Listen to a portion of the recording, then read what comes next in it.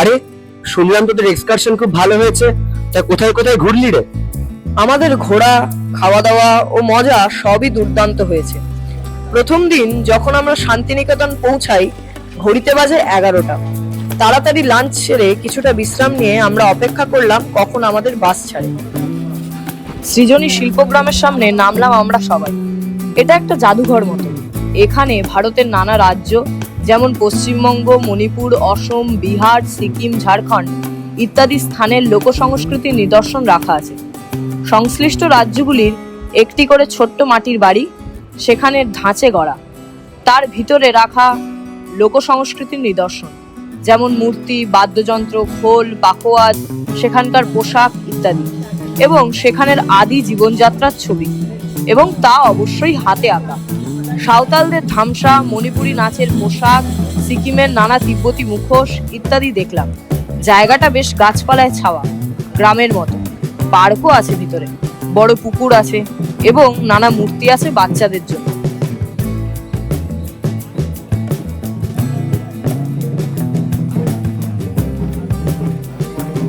বাসকে বিশ্বভারতীর সীমানার মধ্যে ঢুকতে দেওয়া হলো না। সেখানে তাই নেমে পায়ে হাঁটতে হলো।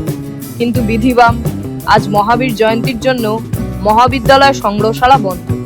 তাই যতটা পারা যায় বাইরে থেকে ক্যাম্পাসটা দেখলাম। এই জায়গাটি পুরোটাই সবুজ গাছপালায় ভরা।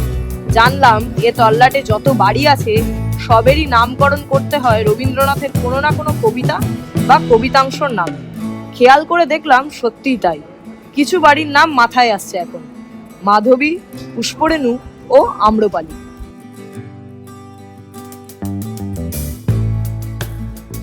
বাইরে গেটের এপাশে দাঁড়িয়ে আমরা দেখতে লাগলাম ও একজন দাদা বিবরণ দিতে লাগলেন।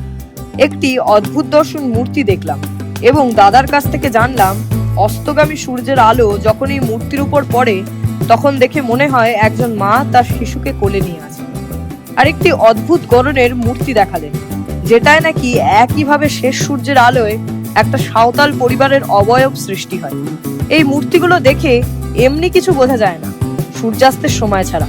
এগুলো নাকি সবই রামকিঙ্কর বেইজ নিচু থেকে মাটি ছুঁড়ে ছুঁড়ে বানিয়েছেন, হাত দিয়ে কোনো গড়ন দেননি এতে। সুতরাং খুবই অত্যাশ্চর্যভাবে তৈরি এই মূর্তিগুলো। উপাসনা গৃহকে ডান দিকে রেখে আমরা নাট্যঘরের পাশ বরাবর হেঁটে চললাম। কিছুটা হেঁটেই আমরা উপাসনা গৃহে পৌঁছালাম। জানলাম এখানে কেবল নিরাকার ব্রহ্মের উপাসনা করা হয়, ধ্যান ও প্রার্থনা গীতের মাধ্যমে। প্রার্থনা গীতের মধ্যে রবীন্দ্রনাথ ঠাকুরের রচিত ব্রহ্মসঙ্গীত গাওয়া হয়, এমনকি ঠাকুর মা স্বামীজির গানও নাকি করা হয়।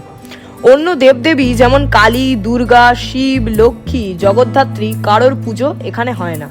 কালী পুজো, দুর্গা পুজোয় আশ্রমিকরা ছুটি পায় না। তাদের বছরে কেবল দুটো ছুটি, গ্রীষ্ম ও শীতের ছুটি। রোজ সকালে ঘন্টা পড়লে প্রার্থনা শুরু হয়। যারা পারে তারা উপাসনালয়ে আসে, কেউ কেউ ঘরেও করে নেয়। উপাসনা গৃহকে পিছনে রেখে ছবি তোলা হলো।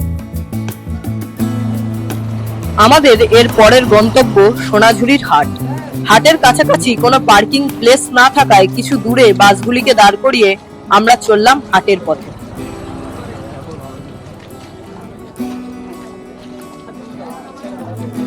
গাছপালায় ঘেরা একটি সুন্দর স্থানে অবস্থিত সোনাঝুরির হাটটি।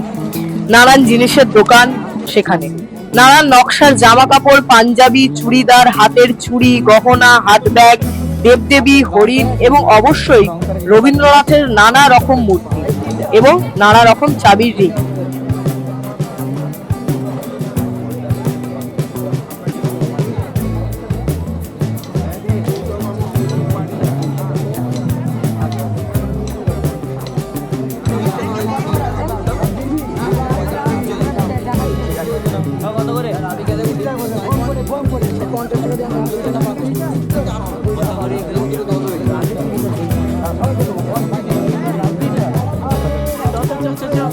আমরা যখন বোলপুর রামকৃষ্ণ মিশনে পৌঁছালাম তখন ওখানে সন্ধ্যা আরতি শুরু হয়ে গেছে। আমরাও যথারীতি হাত পা ধুয়ে আরাত্রিক ভজনে যোগদান করলাম।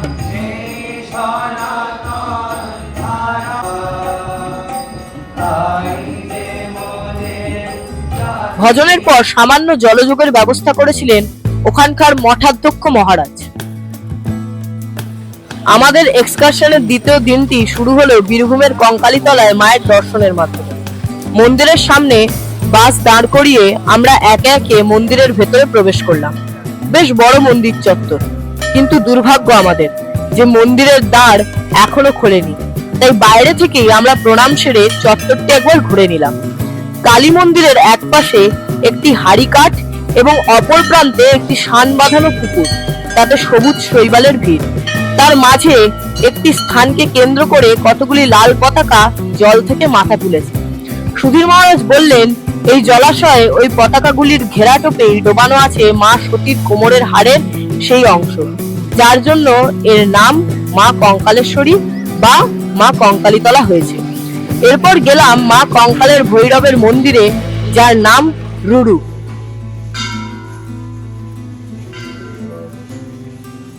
এই স্মৃতিটিকে ক্যামেরাবন্দি করার জন্য সবাই মিলে আমরা একটি ছবি তুললাম।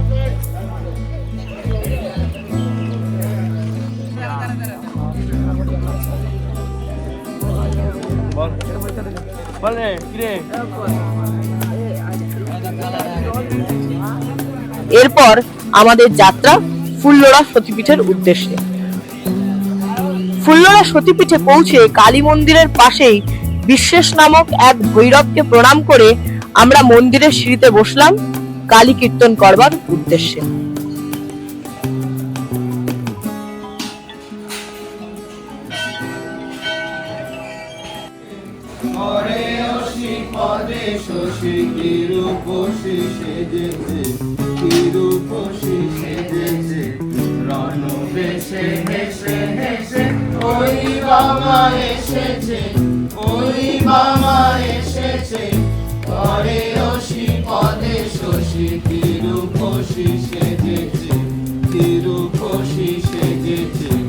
নয়নে আনল জানে নর শির শোভে গলে, নয়নে আনল জানে নর শির শোভে গলে, দলিতে দনুজ দলে দোলে দোলে চলেছে, দলিতে দনুজ দলে দোলে দোলে চলেছে।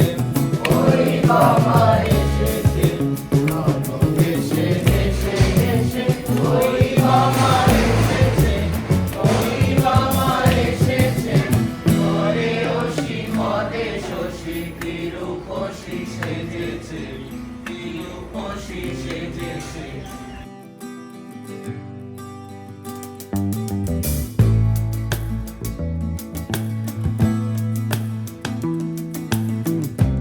ফুল্লরা সতীপীঠ থেকে বেরিয়ে আমাদের বাস ছুটলো তারাপীঠের উদ্দেশ্যে। আগের দিনের মতো ঠান্ডা আবহাওয়া আজকে ছিল না। মন্দিরের গলিতে বাস ঢুকানো কোনো মতেই সম্ভব নয়, তাই বাসকে রাস্তায় দাঁড় করিয়ে আমরা ধীরে ধীরে মন্দিরের দিকে হাঁটা দিলাম। মেন রাস্তা থেকে মন্দিরের দূরত্ব অনেকটাই। মন্দিরের ভেতরে প্রবেশের একমাত্র রাস্তা আমাদের কাছে ভিআইপি গেট। সেই রাস্তা দিয়ে ধীরে ধীরে এগোতে লাগলাম আমরা সবাই। লোহার রেলিং ঘেরা সংকীর্ণ সর্পিল পথে সারিবদ্ধভাবে আমরা সবাই দাঁড়িয়ে।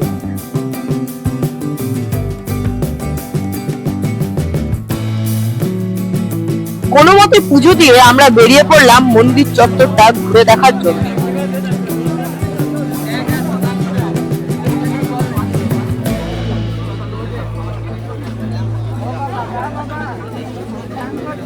তারাপীঠ ছিল আমাদের এক্সকারশনের শেষ গন্তব্যস্থল। কাছের একটি স্কুলে আমাদের খাওয়া দাওয়ার আয়োজন করা হয়েছিল। লাঞ্চ সেরে আমরা বেরিয়ে পড়লাম আমাদের বিদ্যাপীঠের উদ্দেশ্যে, কারণ যেতে হবে অনেকটা পথ। আমরা যখন বিদ্যাপীঠে পৌঁছলাম তখন রাত্রি 9:30।